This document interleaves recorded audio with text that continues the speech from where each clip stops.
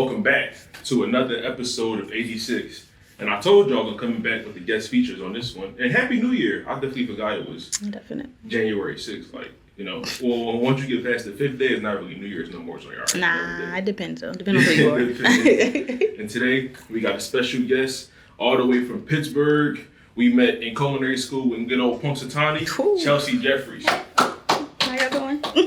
Yeah, I appreciate you. You know, we finally doing this. I'm not saying to be petty. You know, I know like scheduling and life and all that. Definitely. So thank you for pulling up on me. Nah, you good. You good. It happens. So take me back to culinary school. Like that's where we first met. Like, that was what, 2012? Yeah. 20. Graduated 2012. Yeah, that was a minute ago. That definitely was a minute ago. I feel old. Punxsy was weird. Like, it just not just because it's Amish country and the little Punxsutawney feel and seeing all the everything just everywhere. But you know, like that was college for us. Because did you do college after that? I did. Yeah. Okay, I didn't. Like I did restaurant since then. So it's just. That was just my culinary spiel and my college life. So it was only that year and a half, and then we was out. Right. Fucking Punxsy definitely was a huge culture shock, especially me coming from Philly and thinking that I knew all about the culinary since high school. When I hit Punxsy, it was like you don't know anything. Nah, you seen everybody was learning different stuff, and people was already certified, and and we're like, I thought I was a big dog, and we definitely, and I was like, oh, so I got to redo everything, and I thought we was definitely like up there, and that was definitely like a wake up call. It definitely was. It definitely was, man. Punxsy, man. We will get into some of those experiences, but. Originally born in Pittsburgh, PA. Just take me through your food journey, like how you got started into culinary. Well, my grandma, who will be 85 this year. 85? Yeah, 85. Okay. She still works at a bakery called Coons. So she worked at Giant Eagle, she worked at Coons, and she's still doing it to this day. So first I wanted to do baking, and then I was like, you know what, I might as well just go to school and just learn everything. Yeah. So doing like middle school, doing like home ec classes, high school was doing like culinary arts classes, but still just learning everything else. Even though I was valedictorian, I just chose my culinary route instead of just like trying to learn something completely different. Right. So if you would have chosen something different outside of culinary, like what would have like thinking about it now, I don't know, I'm into like real estate, which is weird. Like just watching like houses and stuff, and I'm like, that look like a nice house. I can probably do a nice little tour or something like that. But but that's probably the main thing. I really couldn't see me doing anything else, which is weird. But real estate. No, that's pretty much it. Yeah. Okay. But yeah, pretty much once like the end of high school hit, I was like, I'll just go to culinary school and just learn to just do it all. Yeah. And a lot of people nowadays, they think, oh, well, school's not important. And it's like, it's better to get the basics than to just sit here and like work in restaurants. Like a lot of people do that. Kudos to them. And that's how like all those celebrity chefs are now. But like, I wanted to learn at least the basics. I at least know a little something in my back pocket, So, exactly. Now, culinary school was hella stressful. Yeah. Like the 7:30 to 4:30, the amount of prep, the amount of work we did, like. Just coming into culinary school, like what were some of the challenges that you've seen outside of like being new? Like, did you have problems like fabrication, like sauces, maybe like knife work? Probably more like butchering, because like when in a city in school like that, you aren't learning how to butcher. Like you can learn how to make sausage, and I was making like little stuff at home, but actually like butchering a whole fish and butchering a whole animal like that was something that we never did like in the city. So I'm like, at least I'm learning something completely different, learning about like different salmon. Remember we used to have like those other classes and stuff, learning about salmon, and random chefs and companies was coming. So it was you remember those? You remember those? So that was definitely like something definitely different that people weren't learning nothing about. So it was cool to at least see that from that aspect of it. But that was pretty much it. Everything else seemed kind of easy. I remember those computer classes. I forgot that lady's name. You know who I'm talking about. And it was funny. When I worked and when I was in like the IUP main campus, and I was at work, and it was like a wedding party, and she was like, Vernon. I looked up and I was like, I remember you. She was like, yeah. I think it was like Miss. It started with a W. Yeah, it was something weird like that. Yeah. But she pulled up with me 3 years later, and I was like, damn. Wow. She's like, I'm so proud of you, just doing your thing. And I was like, I hated you. No, for real. Like I hated you. Thank you. She was definitely one of the worst. Like her and. Trying to think it. Kapusa, he was cool. Like a lot of people used to always be like scaring us and was like, Chef Kapusa's like the meanest one, and like he was actually like the legit one. Yeah, I agree because Kapusa was my favorite teacher. And then, he was a G. Chef Fitting, R.I.P. That was my dog. Chef Fitting was my dog, and Chef Pike was nice too. They used to always say she was rude, but she was nice. Yeah, this brings me back. Yeah. And Chef Nutter, I think I still got him on Facebook. Chef Nutter is he's always gonna be I don't know if he's retired or he like switched it up, but I don't know if he's still there or not. But the last time I checked the culinary school, a chef that I did my externship for, Chef Rick Harper, he was working there. So I was like, damn, look at this full circle. Yeah, literally. He graduated from IUT too. Like, I think he said like 03. That was like 07. Yeah, we were young boys, ain't know nothing about it. So after culinary school, we graduate. You go to the Ocean Reef Club. Yeah. So how was that? It was good. The experience was cool. That was actually like being out and experiencing a whole new life, like outside of Pittsburgh, outside of Pennsylvania in general. And this is different cultures, different vibes, different cities. So I was like 19, 20 when that happened. And it was good to just learn all the other stuff. Now, Ocean Reef, they had about, I can't remember, maybe 11 restaurants at that time. So we had like a week rotation of working all of those, and then we picked which one we liked to work the best. So I went to the Islander, so it was like a fish house, and they had like palm court, so that was like their little lunch spot. So I was mostly scheduled in the morning, and you know they always think women work in salad station. That was that first time I experienced that. I'm like, so I'm just gonna be stuck here. Like I don't want to work salads. I want to do something else, but. That was just trying to get my points so I can graduate, and that was it. So I'm like, all right, I'll just stick this out, and that's what I ended up doing. So you were Garmage the whole time? The whole time. Yeah, that is trash. It was like Garmage and like maybe a little bit of saute, but it was like soup and sandwiches. It wasn't nothing like I want to learn to grill, like whether it's making a burger or not, like just show me something new. And they were more into that when I first did like Ocean Reef, but I did go back a couple years later. Yeah. And then I switched that up, and then I worked more nights over there and was learning how to do fish and work and grill. And like the one chefs there, they were like really intense, and I was like, do I want to do this forever? Like I don't know. But the first round, it was mostly just salads, and that's when I experienced that whole women just only work salads. That was it. That's no fun. It's never is. That's no fun at all. So when you finished your externship, did you go back to Pittsburgh? I did. I went back to Pittsburgh because I was like, all right, I kind of miss home. So I went to Savoy, and it was a restaurant and lounge. The owner was Black. It was actually Jerome Bettis' brother who owned that. So I was there. Chef Kevin, he was like the first Black chef that I ever worked for, of course. So it was good working under him. And Chef Andre, who I still kind of talk to this day, he was like my mentor a little bit. And Jasmine Smith, she was working there for like prep. She's like a kitchen supervisor, and now she's like a few years ago she was working for some Pittsburgh Steelers, and like that was my mentor. Like this is what I'm definitely trying to do, because my end goal was to always work for NFL players, like always. But nowadays, like of course it's switched up, but working at Savoy was good, and just seeing like how everybody is. I turned 21 around that time, so I was definitely like, all right, we getting lit now, we in the streets. But no, that was a good experience. Savoy they're closed now. I know they switched up and opened a few other spots in that building, and then I guess maybe the city was just like, nah, this ain't the spot no more. So they eventually closed down. But I was like going tip for tap, bouncing from like home in Miami at that point. So that's where I ended up being, and then about 7 or 8 years on and off, I was just floating. Heard. Because I was definitely, when I was doing my extensive research, I found some places, the Foundry in Yardbird. Were those in Pittsburgh? The Foundry was in Pittsburgh. Yardbird was in Miami. So that was like where I ended up like switching back to. So again, I went back to Ocean Reef for about a year and a half, met some friends. So that was like 2016-ish. And then I decided again, I'm going to just go back home. And I thought I was in love at that point, which clearly that wasn't it. So I was like, I'm just going to go back home and I'll try to work that out. And I worked somewhere else. So the Foundry, Chef Mike, he's probably like the greatest mentor I ever had so far. Like Chef Mike is my dog. Like we joke around all day to this day. And I'll still hit him up and ask him for advice. Like I literally talked to him last week. It was just like I'm having like maybe my midlife crisis or something. So no, but Chef Mike, he actually opened a restaurant called EYV, Eat Your Veggies.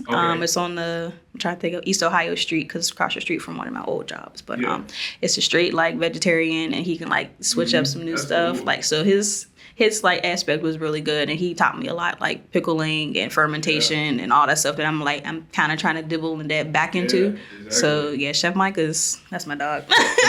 So can you, speaking of mentors, can you go into a little bit of depth of how important it is to have like somebody that's a culinary mentor, somebody you can relate to? It's always good. It's always good to have somebody that you can talk to every now and then.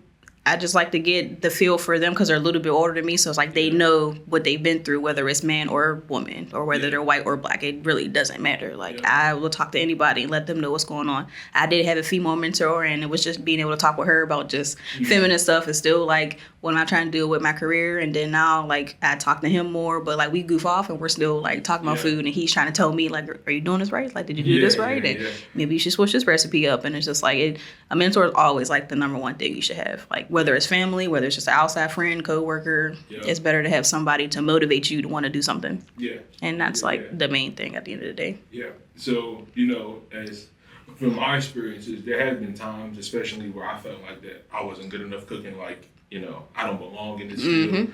Have you ever had those kind of emotions? Always. It was definitely times where, like I said, just they thinking women work on on the salad station. It was always that. And I'm like, I know I could do way better than that. I've always had chefs that like just talk down on me saying I wasn't going to be good enough or there's nothing else that I would be able to do. And even trying to talk to other female chefs, and she was getting disrespected, so she's disrespecting us. And it was just like, this is not the way to go. It's like, I've always had like some chefs that I always wanted to like stop working for. And I worked at a restaurant in Miami, and there was just this one chef that was just like really rude. And I don't know if it's just because of his culture, or I don't know what it was, but it's just like he used to just like talk to me any kind of way, and I'm like, I'm not trying to do this. And it sucks because a lot of restaurants nowadays, especially like places that I work for, I always want to stay like a year or two. And I'm like, all right, I think it's management that's making me mad. So I'm about to leave. And that's like how it always ends up being for me. So I'm just like, you know what, I'm trying to stick it out and wherever I'm at now, and then I'll just move on from there. But you definitely get those times where they're like working you like a dog. And I hate doing that. And it's like they assume women, like I said, besides work salad, they're always trying to clean and organize something. And that's where I'm at now too. So it's just like, they're like, all right, well, Chef Chelsea got it. She's going to clean this and the third. And it's like, we all should be doing it. Why am I the only one? Because I'm a female, a black female. Why I got to be back here cleaning up when we all should be doing this? So, it's a team effort. Yeah. Like at the end of the day. And you... I'm sorry, I just had a whole brain fart. It was coming out and it just stopped in the middle of nowhere. But even with like going through those emotions and those feelings, like you feel like you want to quit. And you did make a good point. Like you stayed at the job for a year. That's been like my motto since like 2010. See? Like I work at the job, then after I get the feel for it, after I see everybody's kind of like personality and how everybody moves, especially with management, then I'm like, I'm going to be a part of it. So it's kind of like I'm always chasing a certain culture of a kitchen. Because I have worked in very, very good cultures. But where are you going to find a good one at that's going to keep you there forever? That's where we at now.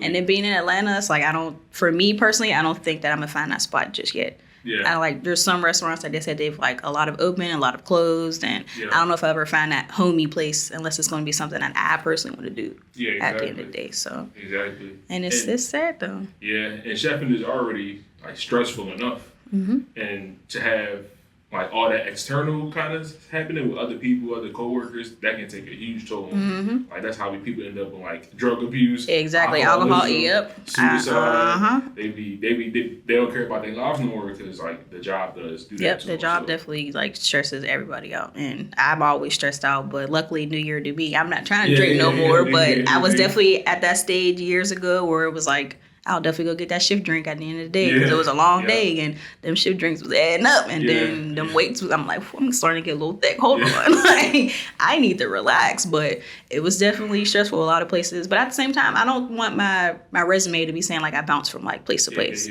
And that's like the one thing that like old mentors from like elementary, middle school are like, don't ever try to do this. Like, so I try to at least keep a year or two, year and a half. I think the longest place I've been at might be the place I'm at now, or at least the other place it might have been like 2.5 years, but I'm trying to at least have some on there because I want people looking at my resume like, she don't be stable at one spot. Like, what happened? That's fair. So you bounce around Pittsburgh to Miami. Then you come to the good old ATL. Piece of A-Town down. So how was your culinary experience been at ATL? Well, I've been here a little over 2 years now. I thought it was more than that. No, it's been 2 years now. Oh, damn. No. I actually came because my boyfriend worked for a cheesecake factory, and you can kind of float from restaurant to restaurant in there. So he worked exactly at North Italia. So they transferred from North to cheesecake. I think I can't remember what time it was, 2019. I think before COVID, and he got the opportunity to like, you want to travel? And I was like, well, why not? I've never been to Atlanta, and then here we are. So, But Atlanta's been okay. I've ate at a few restaurants. I can't say I've had like a favorite or like a top 5. But Atlanta is okay. I just go to work and go home at this point. I'm trying to focus on getting my own business stuff in order. So I have my LLC. I've had that for about 1.5 years now, and I'm just trying to slowly get everything off. But working 50 plus hours a week at my job now, I kind of don't have time, but I need to make the time. Yeah, I definitely feel that. And you brought up the LLC. Let's talk about that. My Jewels Meal. You feel me? Where did My Jewels Meal start? Like, how did you come up with that? Well, My Jewel was a nickname that my grandpa gave me years ago. He passed away in 2018, so no, it's okay. Yes, he's still here. I got like My Jewel is like my tattoo is right here, so it's definitely like that's my set name forever. He used to give all the cousins like nicknames, and like My Jewel was mine's because his name was actually Jewel D. So it's just like that's cool. I'm like we hip to hip. So so I definitely got that nickname from him, and I'm glad I came up with that nickname, but or that name for my company, because in the end, hopefully people will know who I am from that way. Right. So I'm trying to focus on like just special gourmet stuff. I did do a wedding back in 2019, or was it 2020? 2019 or 2020, I can't remember.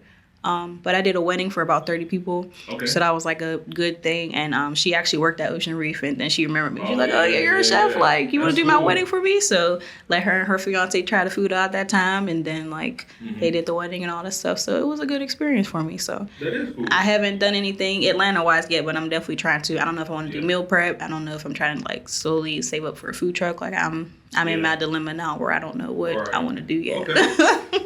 Was that wedding? Was that your introduction to catering? Pretty much. Yeah. So it's like I did like some catering, like with all the restaurants that I worked at. So it's like I kind of knew a little bit of what I was doing, but now that was my own thing. Like I had my cousins come and help me. I had one of my friends come and help me out, and it was just like the four of us.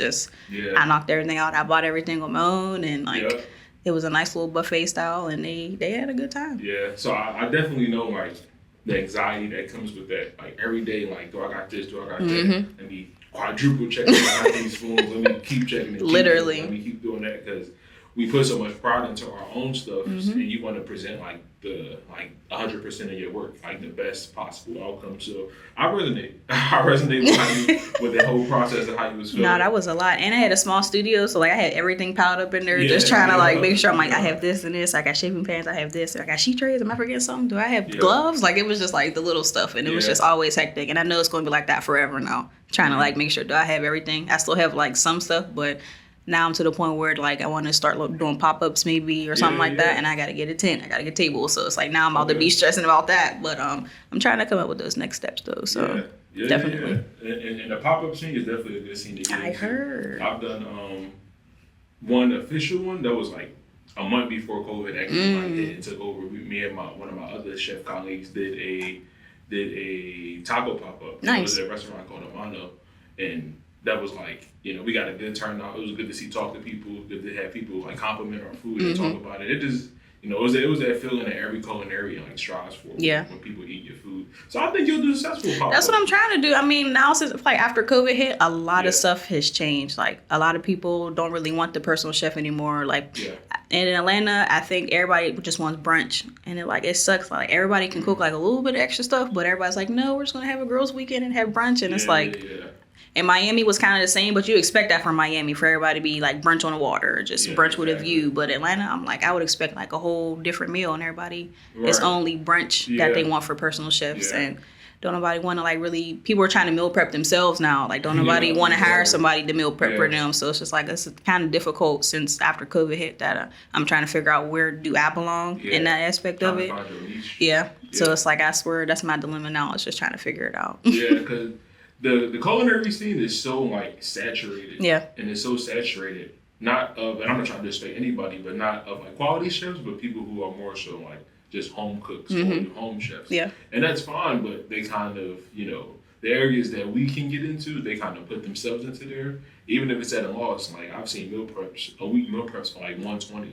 Exactly. Now, that's a good price to the person buying them, but what kind of like return on your profit are you getting? Like how much are you spending $120 just to make your money back? Like you have to start somewhere, but sometimes you gotta at least be. And then nowadays people don't want to pay more money either, so that's really what it is. So people have to downgrade just so they can try to get this money, and then as soon as they like get a little something, all right, well, I'm gonna do this, and it'll be an extra something, and they're like, wait a minute, I'm not paying for that, and it's just like, come on, like I could do it myself. Exactly, and then that's where it started at. So it just seems like after COVID, everyone's like, oh well, I can cook mac and cheese and greens, and I can sell plates from the crib, and it's just like it ain't even just about selling plates. Like people actually went to school and worked hard for trying to like cook for people, and now everybody just think they're a chef now, and it's like again, no disrespect, like you just said, but it's like not everybody really is a chef, but do you know what I mean? Yeah, like if you have a passion for it, exactly, or you just make some money, exactly, and that's where like I see a lot of people at now, and I'm like, nah, I'm actually got a passion for it, but I can't find that right crowd yet that are like, oh, I'll definitely pay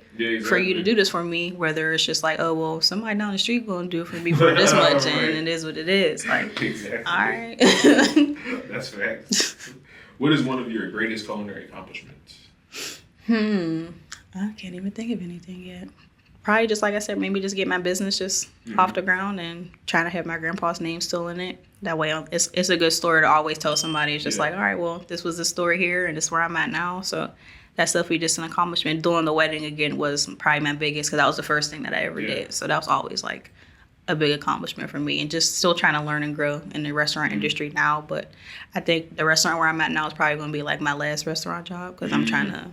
I can't do it no more. Yeah. I'm tired. And I was just about to say that too. I'm tired. we had a little small conversation about it before we turned the cameras on. And to start, so how long have you thought about just 8ighty 6ix and cooking? Like, I'm done.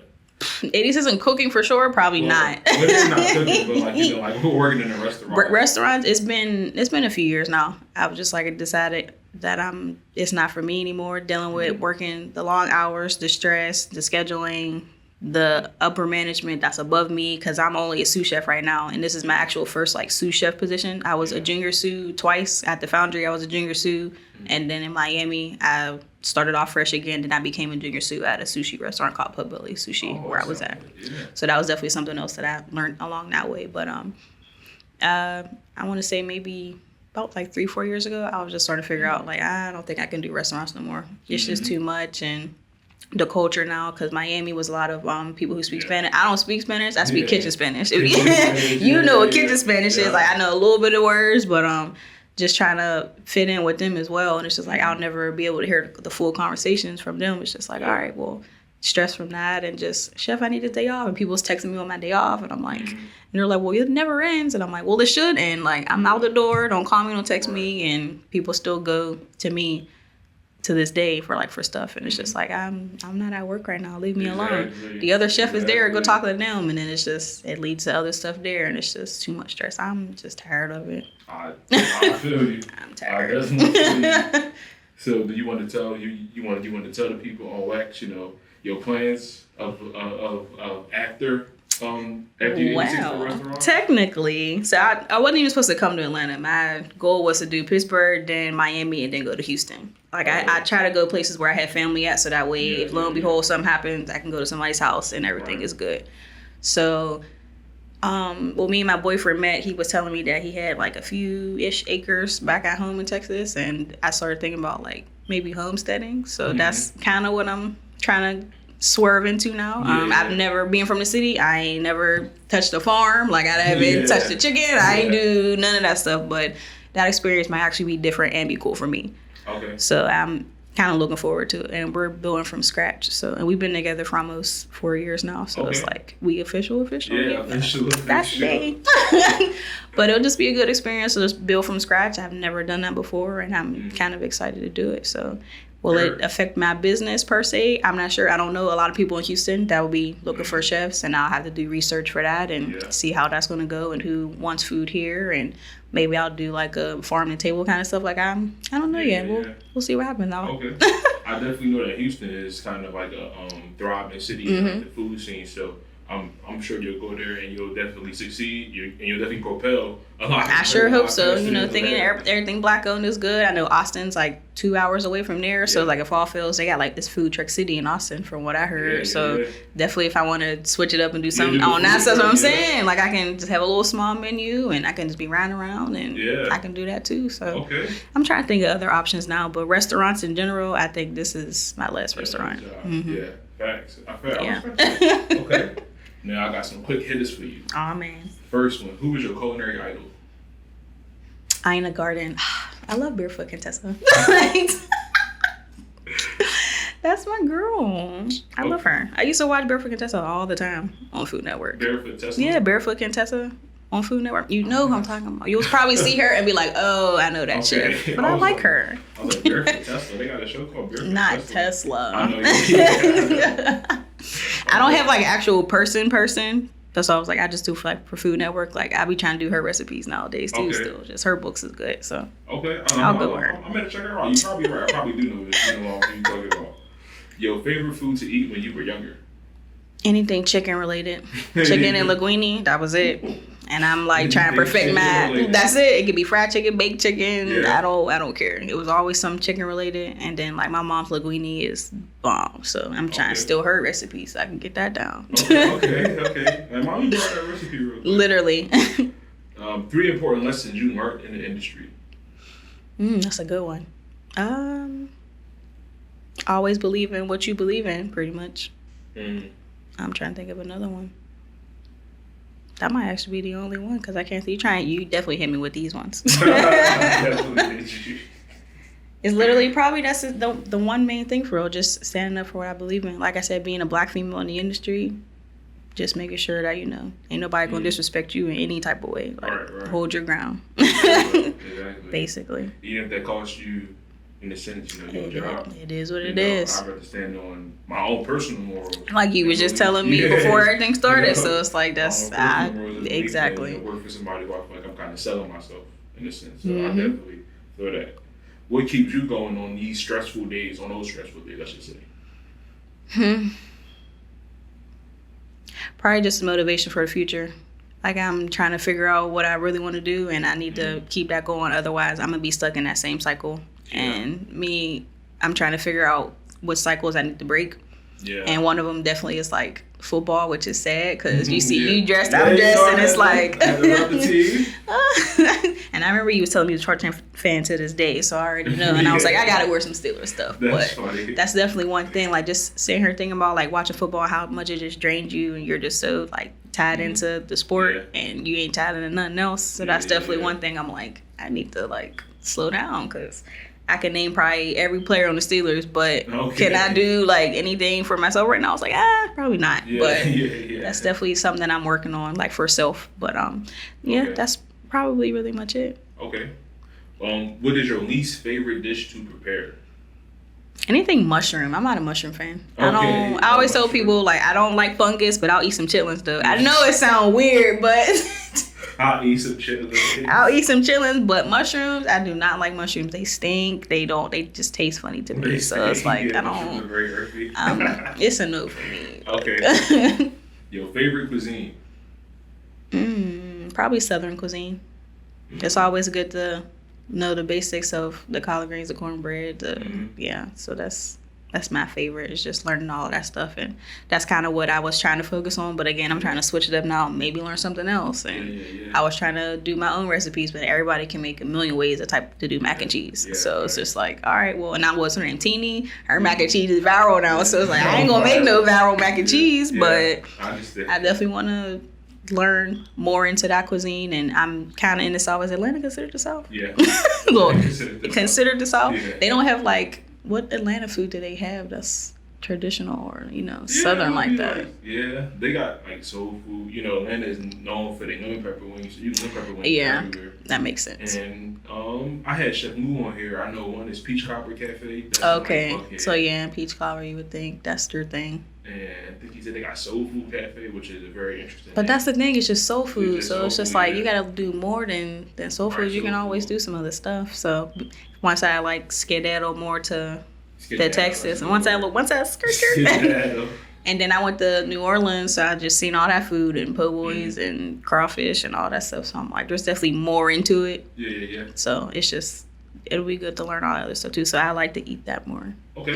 So who is your favorite, like, in your family, your favorite Southern cook? Like, they come down, throw down on the fried chicken, throw down on the greens. It's probably my grandma. Okay. If it's not my grandma, right? If it's not my grandma, it's my mom. And everybody like loves coming to my mom's house to eat. And they're like, "Oh, she don't got food at the house," and it's just like she about to eat good. And I'm like, yeah. But everybody do have like their own food. Like one of my aunts, like she makes the same potato salad like my grandma does, and my one makes like good green beans. Like everybody got a little bit of something, but I'ma always go to my mom's food, or everybody just goes to grandma's house to eat because she gonna make everything. It's always good. Everything the way we like it too. Literally. So you've been to a lot of different cities. What's your favorite city to eat in? Miami. I miss you. I miss you. Miami had everything. You can do Haitian cuisine. You can get Cuban food. You can get Venezuelan. You can get a lot of different stuff. And I definitely missed that. Being out here, it's like I don't have that go-to. I can go down the street and get something good to eat. Right. Versus like Miami, where you can go around the corner and you can get this, that, and the third. And whether it's just not on South Beach, because South Beach is more like the main popular. Yeah, it's all the tourist popular food that everybody got already. Like you can go on the outskirts of the city and get some bomb food anywhere. But Atlanta, I haven't really found that good food yet. And it sucks because, like, I don't want to say just because I'm a chef, like, I expect food to be good, but I do expect it to be good. And then I'll be like, this is it. And it's not the same. Like, a lot of food here, I don't want to talk bad about nobody's restaurant, but I always say, like, the appetizers are better than the entrees from what I've had out here. And it sucks because I'm like, I'm expecting, like, this good meal. And I'm like, well, this place was good, but, like, their entrees wasn't that, and it's like I probably wouldn't go back. Like their drinks are okay, the service is okay. Like it's just nobody's going above and beyond like in other places. So exactly, and that definitely goes back to that saturated market. Everybody just doing it for a paycheck. Yeah, exactly. What's one of the biggest obstacles you overcame? That's a tough one. Told you I got to quit this. You do. I'm like, dang, go come back to me with that one. I gotta sit here and think, dang, obstacle, come back with that one. We kind of did touch on this a little bit, but where would you like to see yourself? Just recently, or the next 5 years, next 10 years? I say like your ultimate goal. Like I'll be probably perfectly happy with everything in my life if this was like my destination. If that makes sense. I kind of said that kind of weird. No, that makes sense. I mean, I always have this conversation with my boyfriend every day, and it's like I just want to make sure my business is how I want it to be, and that's really my end goal because I'm still trying to figure out exactly what I want to do. But once I figure out what I want to do, I'm sticking to it. It is what it is. I'm not doing anything about it. So I just want to make sure I'm working for me at the end of the day. I don't want to be working for anybody anymore. That's literally the end goal. Is just working for myself at this point. So that's what I'm trying to do. I don't want to be 50 and still working. And I'm like, there's people now that's like 30, 40, 45, and I'm like, you're still here? Like, and you're just a line cook. You're not even trying to work to be a sous or make some money. You're not like that. You just want me, I just want to be line cook and go home, bro. And it's like, that's it. I definitely don't want to do that. And I don't want to bounce from restaurant to restaurant. And I don't want to be like, I've been here for 10 years and I'm just a prep cook. Like, nah. Definitely not. It's one coworker I work with now at my part-time job, and he been there 25 years. Like he got like the whole big like party promotion because he been there 25 years, got like some extra money and all that. And I was like, "There, you been here 25 years, and like you say, he's still a line cook." That's what I'm saying. I can't. People be content with that. By all means, if you're content, you go right ahead and do that. I'm happy for you. But me, I don't want it. Nah, I want to. It ain't in the cards. I rather want to either work for myself and that's it. Like I don't really plan. Like for now, of course, I'll make money and do what I got to do to save up, and I'll work for you for now. But when I get to that goal and I'm like, oh, I'm good. Yeah. All right. Done. It's not no mas. Okay. Your 3 most used kitchen tools.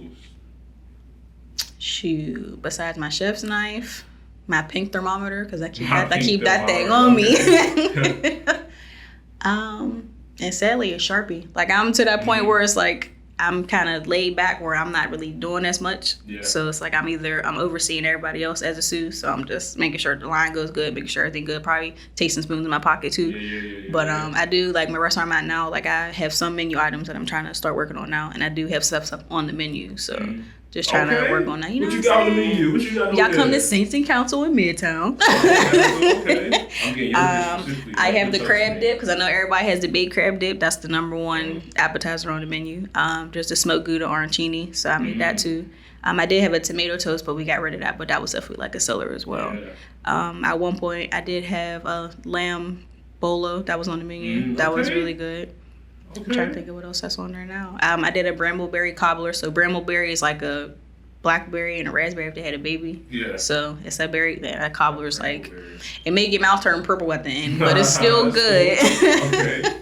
I'm gonna have to pull up the same thing. No, you definitely gotta come eat. Just be like, all right, what do you order? What do you get? And everybody gonna tell you either get the crab dip, get this or that, and then I'll be like, those are mine. So they definitely be selling. Yeah, you gotta do that before you move to Houston. You do. I also want other food, but I want your food. That's me. If I tell everybody to come, they're gonna have to try anything that I make. So okay. I'ma hype it up. What are some of your biggest kitchen pet peeves? Oh. Yeah. You want a list? Like. There you go. Man, what? Just a dirty kitchen in general. Like, it has to be clean. Like, I'm sorry, you need to wipe your cutting board down. You need to be washing your hands. Like, there's a lot of people in different cultures where they just like they want to get in, clock in, get to work. I'm like, do you wash your hands first? Like, before you start running this food or just anything like that. Like, I just hate when people do that. Dang, I just had a brain fart just thinking about all of those because it's really like a long list. And I'm like, I actually hate when people do this, that, and the third. And I can't even think of anything. Like, it's just. I'm just not a fan, like, especially when people eat on the line. It's like, you know better. Why are you eating on this cutting board? And I'd be like, I got to point away. And I'm like, you know you need to eat it back. Oh, I'm sorry, chef. And it's like, no, you know better. You know that's nasty. You shouldn't be doing that. And like I said, I'm to the point where everybody's coming to me for everything. And I'm like, there's other chefs here. If y'all don't go to somebody else. Yeah, exactly. I'm like, y'all making me mad too. But it is what it is. Okay. And my final question is, who should I have on the podcast? But whoever you say, you gotta throw the oop, like, yo, pull up the 86. I gotta figure out who's even here. If anybody just randomly pops up in Atlanta, like, just do a podcast. Shoot, why not? I don't even know anybody here that would want to do something. Who are you looking for exactly? Just anybody in the industry, back of the house, front of the house, because they all provide different kind of perspectives and angles. That's true. The sad part is, like, I haven't been out long enough in Atlanta that I don't even know anybody. I literally go to work and go home. So it's like I haven't even talked to people. But you know what? One of my friends, Adrian, he just moved here from Orlando. So we met at North Italia. We became close friends. He's talking about him and his fiance. She lived in England. And now, like, she came here, moved here. And he got promoted up from, like, just a prep cook to a line cook. So now he's about to be the EC at the North Italia in Dunwoody. So I'm happy for him for being able to, he came a long way, and his wife's here now. So I would definitely say they should come on here because they have, like, a cute love story to it. And now he's, like, trying to, like, be the boss. And I'm happy. No, definitely. I'll tell him to come. Adrian gotta come. I'll do some research. We good. Nah, Adrian should come. Okay. And I'm gonna say shit. Yeah. Heard. Well, that was all I have for you. I appreciate you, Chef. Thank you. Thanks for pulling up the 86. Of course, bro. Thanks for tuning in for another episode, and I'm going to see y'all next time. Bye. Peace.